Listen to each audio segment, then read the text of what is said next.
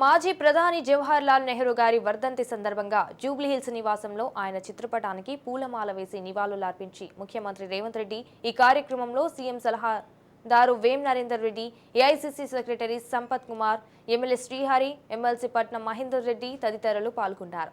ఈ సందర్భంగా ఎమ్మెల్సీ జీవన్ రెడ్డి దేశం ఈ స్థాయిలో ఉందంటే దానికి కారణం నెహ్రూ అని కొనియాడారు. ఆయన ఆధ్వర్యంలో వ్యవసాయానికి పారిశ్రామికంగా దేశం ఎంతో అభివృద్ధి చెందిందన్నారు. అనంతరం మాజీ ఎంపీ హనుమంతరావు పంపచవర్ష ప్రణాళికలు తీసుకువచ్చింది నెహ్రూ అని, దేశంలో డ్యాంలు కట్టించింది కూడా ఆయనే అన్నారు.